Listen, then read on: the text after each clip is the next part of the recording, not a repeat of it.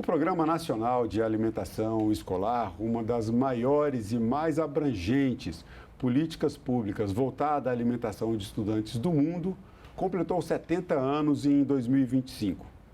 O programa atinge mais de 40 milhões de alunas e alunos em todo o Brasil.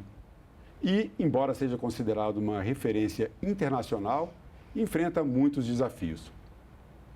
Educação e segurança alimentar são assuntos de cidadania. E é sobre isso que eu converso agora com a presidente do Fundo Nacional de Desenvolvimento da Educação, o FNDE, a senhora Fernanda Pacobaíba.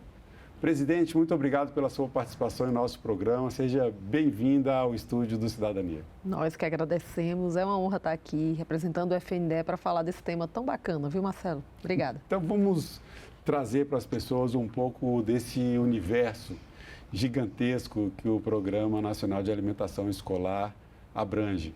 Primeiro, as pessoas podem estar perguntando por que a presidente do Fundo Nacional de Desenvolvimento da Educação está aqui falando sobre alimentação escolar. Então, vamos apresentar rapidamente o que é o FNDE. Tá bom.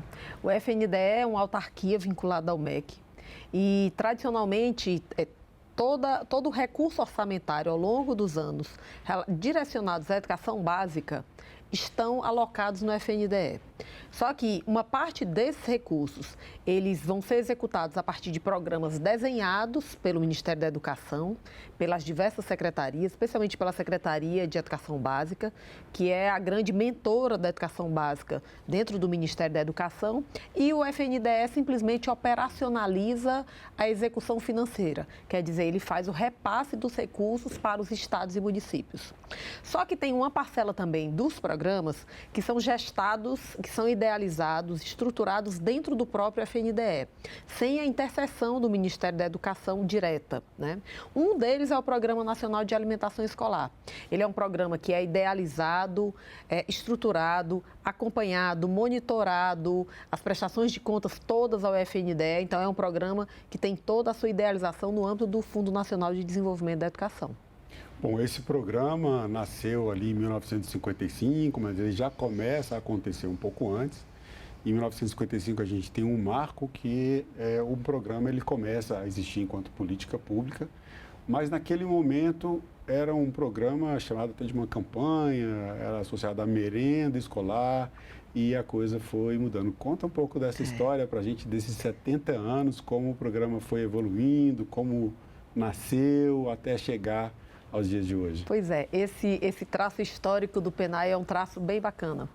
Não só Brasil, mas diversos países, especialmente América Latina e Caribe, iniciavam aí uma luta contra a fome. A gente sabe que o sul global, ele é uma parte do planeta que normalmente tem menos recursos, a realidade da fome é algo que fica nos rondando aí, não só o Brasil, mas a América Latina como um todo. Há mais de 70 anos, quer dizer, até mesmo antes de ter essa institucionalização, começaram movimentos que, na América Latina, eles são identificados como o movimento do copo de leite. Então, era aquele movimento para que a criança tivesse, ao menos, o acesso a um copo de leite mesmo, Ele tinha um caráter muito forte assistencial. Então, a alimentação escolar, não só no Brasil, como na América Latina como um todo, ela começa vinculada ao caráter assistencial. Como a gente sabe, o caráter assistencial, ele não é um caráter generalista e universal. O caráter assistencial, ele é um caráter destinado a quem precisa.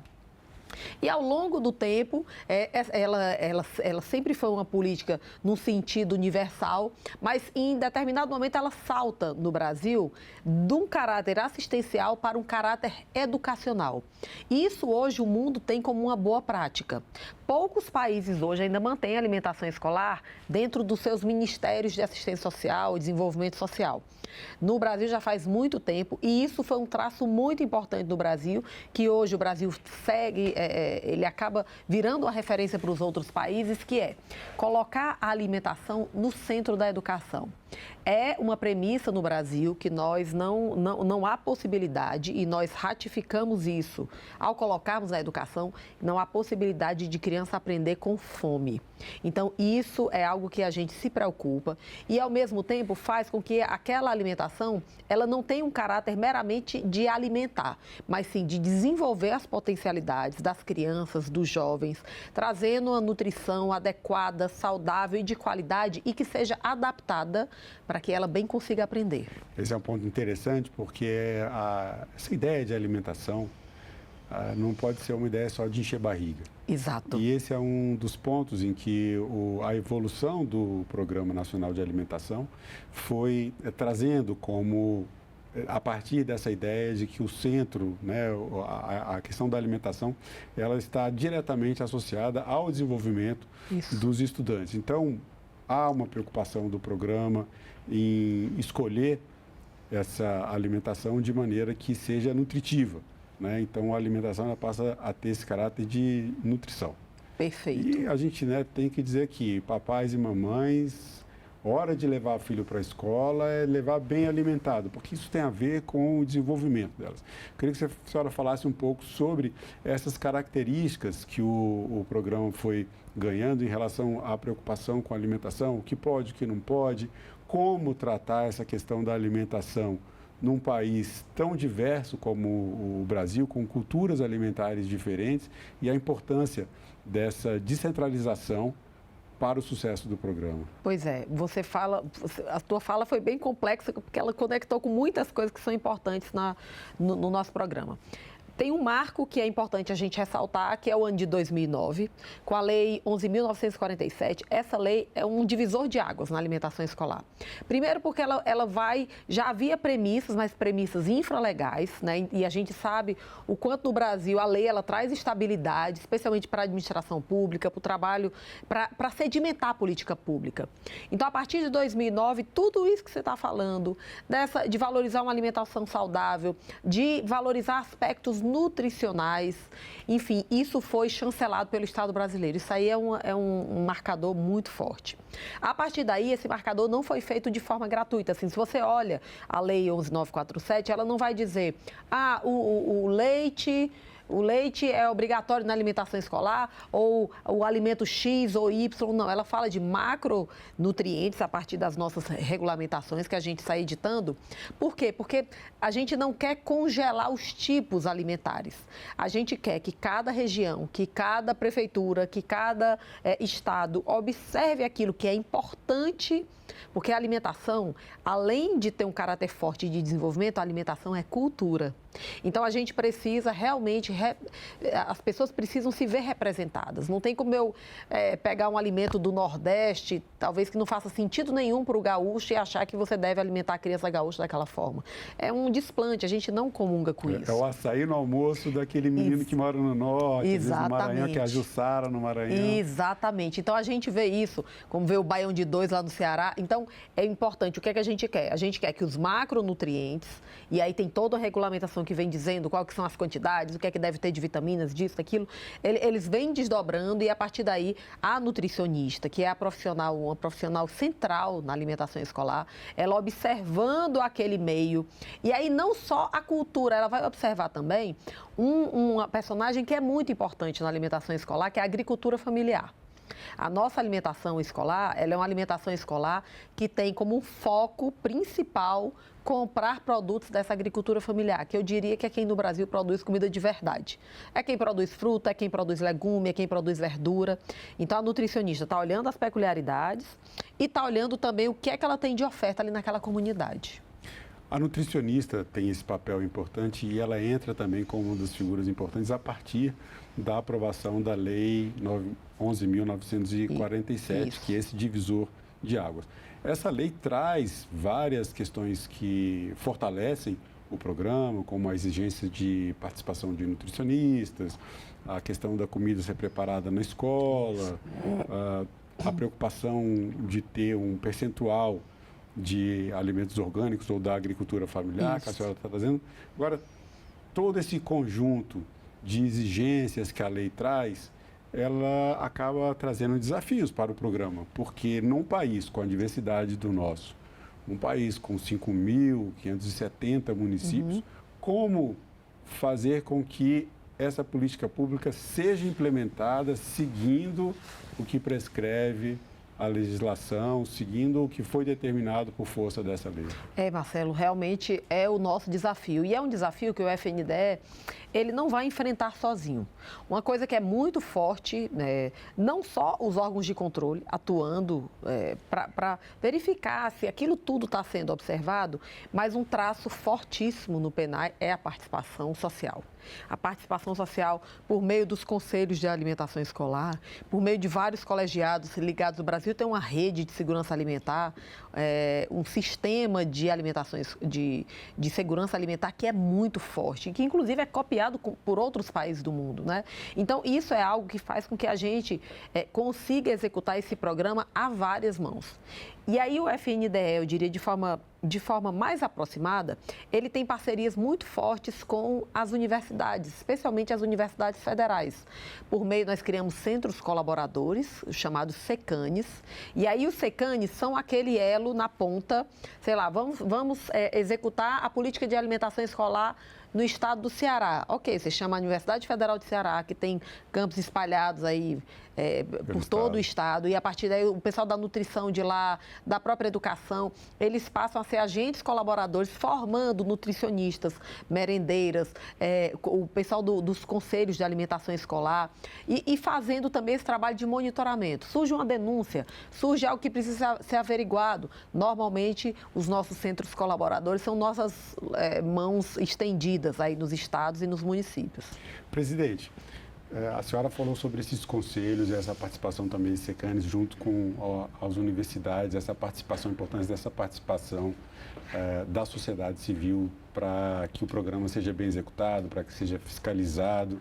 Eu queria abrir esse espaço para a senhora falar para os nossos espectadores como é que as pessoas podem participar, porque os conselhos de alimentação escolar, por exemplo, que estão em praticamente todos os municípios, ou em todos os municípios, eles têm a participação das prefeituras, têm a participação, né, do governo, enfim, a participação do Estado, mas tem também um espaço para a participação das social, famílias. Tem. Né? E educação não se faz só na escola, educação é família e escola juntos. Claro.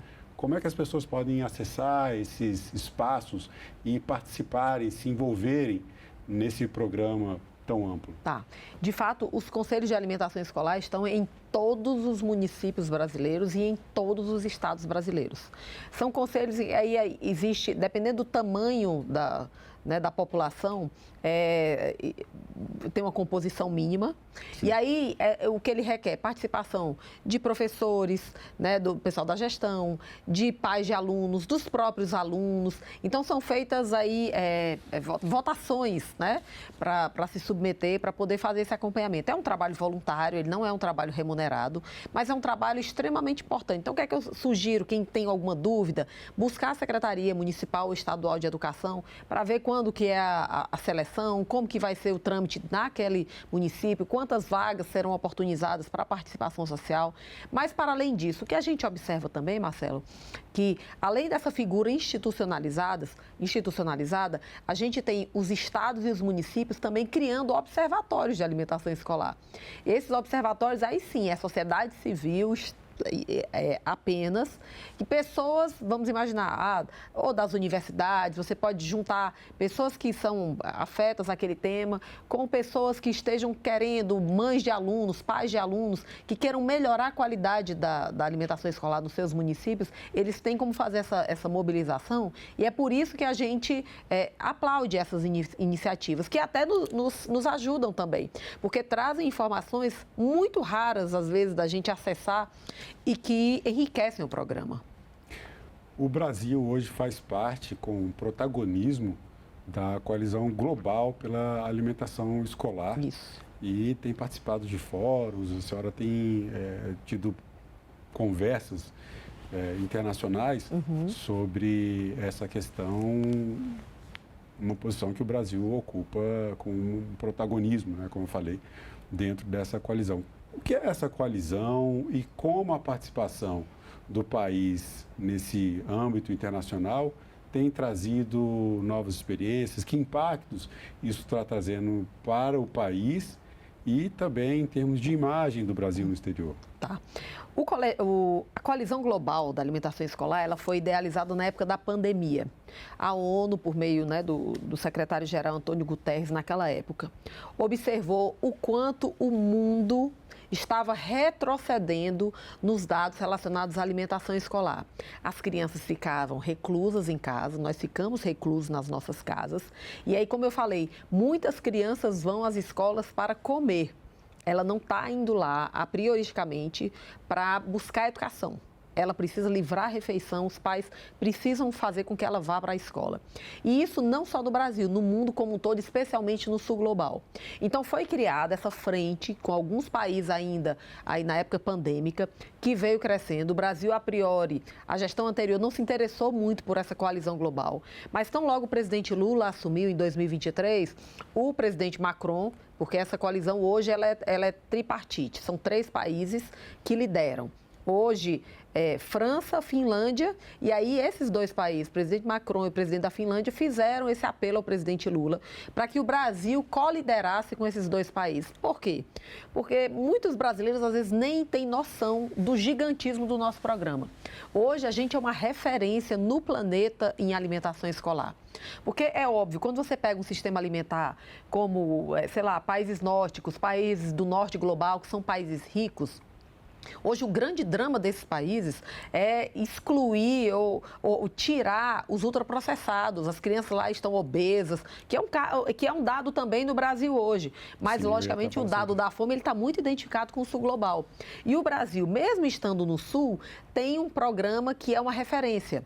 Então, o Brasil assumiu a copresidência em 2023, no evento em Paris. E esse ano, né, lá em Fortaleza, no mês de setembro, nós realizamos a segunda cúpula global da alimentação escolar. Foram 80 países presentes, mais de 40 ministros de Estado do mundo todo que estiveram lá para tratar de um único tema, a alimentação escolar. E aí o Brasil entra nessa coalizão global porque uma coisa que a gente faz muito forte há muito tempo aqui no Brasil é rede de cooperação. Talvez aí por conta desse modelo federativo nosso, isso nos dá eu diria assim, uma técnica para bem fazer cooperação. E nós temos uma rede muito forte América Latina e Caribe, a chamada RAIS, Rede de Alimentação Escolar Sustentável. E essa rede é essa rede que a gente quer transplantar para o mundo para dizer, olha, Oceania, se você quiser fazer cooperação, temos um modelo global. Ásia, se você quiser fazer um modelo de cooperação, temos essa RAIS como referência. África, você quer fazer? Então, o Brasil entrou nessa rede com o modelo da rede de alimentação escolar sustentável. Porque nós temos um modelo com mais de 20 países que nós lideramos aqui na América Latina e Caribe, para além de um modelo interno extremamente forte, como você já falou, com 27 estados e 5.570 municípios. Então, cooperar, eu acho que é uma coisa que ninguém tem dúvida que a gente faz razoavelmente bem. Bom, falando em referência, a senhora foi secretária de Fazenda no estado do Ceará antes de assumir a presidência do FNDE. Uhum. O FNDE tem um orçamento vultoso, a pasta tem um orçamento da casa dos 100 bilhões, mas segundo a Organização para a Cooperação e Desenvolvimento Econômico, como a senhora mesmo falou, em um evento que a senhora participou algumas semanas antes de gravarmos, aliás, um mês mais ou menos antes de gravarmos essa entrevista, ainda é insuficiente. Como é essa sua experiência à frente de uma Secretaria de Fazenda, num estado que é referência em termos de educação pública? Como essa sua experiência ajuda ou pode ajudar, ou como é que a senhora enxerga esses desafios? Aliás, esse grande desafio orçamentário para que o programa chegue realmente a um patamar melhor e traga mais resultados em termos de educação no nosso país. Pois é, o Brasil acompanhou recente aqui no Congresso Nacional e tem acompanhado ainda toda a dinâmica relacionada à criação do Sistema Nacional de Educação e do Plano Nacional de Educação. Nessa dinâmica do Plano Nacional de Educação, tem se falado muito sobre financiamento, sobre grandes números para a gente compreender, de fato, esse dado de realidade, que existe um subfinanciamento na educação brasileira.